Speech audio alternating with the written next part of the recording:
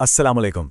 देखिए कुछ लफ्ज़ हैं गौस, ख्वाजा, दस्तगीर, इनको लेकर ना बहुत कन्फ्यूजन रहता है, अक्सर बहस भी होती है। तो सवाल ये है कि क्या किसी वली या बुज़ुर्ग को इन नामों से पुकारना ठीक है, जायज़ है? चलिए आज इसी को समझने की कोशिश करते हैं किताबों की रोशनी में। तो सबसे पहले सबसे बुनियादी सवाल पर आते हैं। क्या ये जो नाम हैं गौस, ख्वाजा, दस्तगीर, क्या इन्हें हम अल्लाह के लिए इस्तेमाल कर सकते हैं? असल में सारा मसला ही यहीं से शुरू होता है। किसी भी नतीजे पर पहुंचने से पहले ना ये बहुत ज़रूरी है कि हम इन अल्फाज के असल मायने को समझ लें, क्योंकि जब तक लफ्ज़ का मतलब ही साफ नहीं होगा तो बात आगे कैसे बढ़ेगी। तो पहला लफ्ज़ है गौस। इसका सीधा साधा लिटरली मतलब होता है मदद करने वाला, और सूफिया की ज़ुबान में गौस उस कामिल वली को कहते हैं जो अल्लाह की इजाज़त से उसकी मखलूक के लिए मदद का एक ज़रिया बनता है। अच्छा, अगला लफ्ज़ है दस्तगीर। इसका मतलब है हाथ पकड़ने वाला या सहारा देने वाला, और तसव्वुफ में ये उस बुज़ुर्ग के लिए बोला जाता है जो मुश्किल वक्त में लोगों को थाम लेता है, उन्हें सहारा देता है। और फिर आता है लफ्ज़ ख्वाजा। ये एक फ़ारसी लफ्ज़ है और इसका बड़ा सिंपल सा मतलब है बुज़ुर्ग, सरदार या रहनुमा।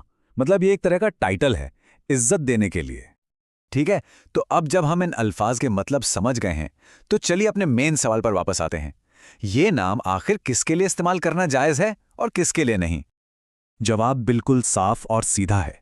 इन अल्फाज को अल्लाह के लिए इस्तेमाल करना जायज़ नहीं है, लेकिन हाँ अल्लाह के नेक बंदों के लिए अगर आपका अकीदा सही है तो इनका इस्तेमाल जायज़ है। पर सवाल यह है कि भाई ऐसा क्यों है?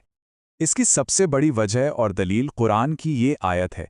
अल्लाह खुद फरमाता है कि उसके लिए सबसे बेहतरीन नाम हैं, तो उससे उन्हीं नामों से पुकारो, और ये नाम अल्लाह ने हमें बताए हैं जिन्हें हम अस्माए हुस्ना कहते हैं। तो वजह क्या है?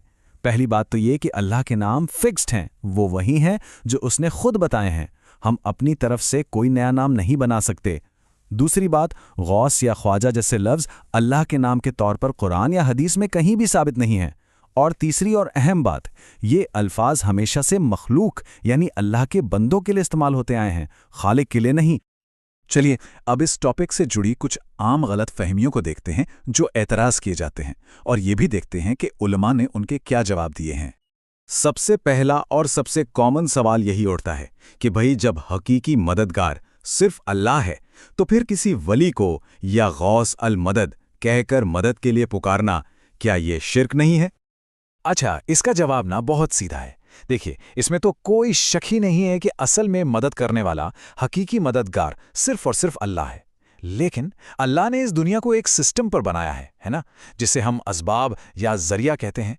मतलब आप बीमार होते हैं तो डॉक्टर के पास जाते हैं, है ना? तो क्या डॉक्टर शिफा देता है? नहीं, शिफा अल्लाह देता है, डॉक्टर तो बस एक जरिया है। ठीक इसी तरह जब कोई या गौस कहता है तो उसका असल मतलब ये होता है कि ए अल्लाह, अपने इस प्यारे बंदे के जरिए, इसके वसीले से मेरी मदद कर दे। दूसरा एतराज़ ये आता है कि किसी ऐसे को पुकारना जो सामने मौजूद नहीं है, जो गायब है, ये तो शिर्क है। इसका जवाब हमें कुरान और हदीस दोनों से मिलता है। आप सूरे यूसुफ को देखिए, हज़रत याकूब के बेटे उनसे अपने लिए दुआ करने को कहते हैं। इसी तरह हदीस में आता है कि सहाबा जब सफ़र में रास्ता भटक जाते थे तो पुकारते थे, ए अल्लाह के बंदो मेरी मदद करो। इससे ये पता चलता है कि अल्लाह चाहे तो अपने नेक बंदों को दूर से सुनने की ताकत भी दे सकता है। एक तीसरा एतराज़ ये किया जाता है कि औलिया तो अपनी कब्रों में हैं, मतलब वो दुनिया से जा चुके हैं, तो उन्हें पुकारना तो मुर्दों को पुकारने जैसा हुआ, और मुर्दे तो सुन नहीं सकते। इस एतराज़ का जवाब तो कुरान ने खुद ही दे दिया है। अल्लाह फरमाता है कि जो अल्लाह की राह में शहीद हो जाएं, उन्हें मुर्दा मत समझो, वो तो जिंदा हैं। उल्मा कहते हैं कि जब शहीदों का इतना बड़ा मकाम है तो अल्लाह के वलियों का मकाम उनसे कम कैसे हो सकता है? उनकी एक अलग जिंदगी होती है, बरज़खी जिंदगी, जिसमें वो अल्लाह की इजाज़त से सुनते हैं। फिर एक और टेक्निकल बात उठाई जाती है कि ये जो लफ्ज़ है या, जिसका मतलब है ए या ओ, ये तो सिर्फ अल्लाह को पुकारने के लिए इस्तेमाल होना चाहिए। नहीं, ये बात बिल्कुल सही नहीं है। देखिए, अरबी में या का मतलब सिर्फ किसी को बुलाना या पुकारना होता है। जैसे हम अपनी रोज़ की ज़िंदगी में बोलते हैं या अब्बा या उस्ताद। सोचिए ज़रा, अगर हर या बोलने पर शिर्क होने लगता तो फिर तो बात करना ही नामुमकिन हो जाता। असल चीज़ जो है ना, वो लफ्ज़ नहीं है, वो है आपका अकीदा, आपकी नियत। शिर्क का ताल्लुक दिल से होता है, ज़ुबान से नहीं। اور یہ بات ہمیں اس پوری چرچا کے سب سے ضروری حصے پر لے آتی ہے، آخر وسیلہ اور شرک کے بیچ میں فرق کیا ہے؟ اسی ایک پوائنٹ کو سمجھنا سب سے ضروری ہے۔ یہ ایک گولڈن رول ہے۔ ہمیشہ یاد رکھیے کہ حقیقی کرنے والا، مطلب اصل میں دینے والا اور مدد کرنے والا صرف اور صرف اللہ ہے۔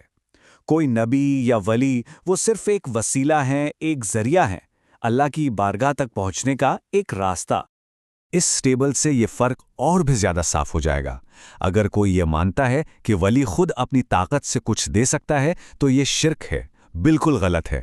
لیکن اگر عقیدہ یہ ہے کہ دیتا تو اللہ ہی ہے لیکن اپنے اس نیک بندے کے ذریعے دے رہا ہے تو یہ جائز وسیلہ ہے۔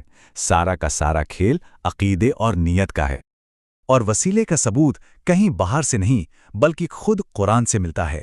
سورہ مائدہ کی اس آیت میں اللہ ایمان والوں کو صاف حکم دے رہا ہے کہ اس کی طرف وسیلہ تلاش کرو۔ اب آپ خود سوچئے، اگر وسیلہ کوئی غلط چیز ہوتی تو کیا اللہ اس کا حکم دیتا؟ تو پوری بات کا خلاصہ یہ ہے کہ اولیاء سے مدد مانگنا یا انہیں غوث اور دستگیر جیسے القاب سے پکارنا اس شرط کے ساتھ جائز ہے کہ آپ کا عقیدہ یہ ہو کہ دینے والی ذات صرف اللہ کی ہے اور یہ بزرگ صرف ایک ذریعہ اور وسیلہ ہیں۔ اور آخر میں ہم آپ کو اسی سوال کے ساتھ چھوڑ کر جا رہے ہیں، ذرا سوچئے گا، لفظوں سے زیادہ اہمیت عقیدے اور نیت کی کیوں ہے؟ شاید اس لیے کیونکہ اسلام کی بنیاد ہی اس اصول پر رکھی ہے کہ ہر عمل کا دار و مدار نیت پر ہوتا ہے۔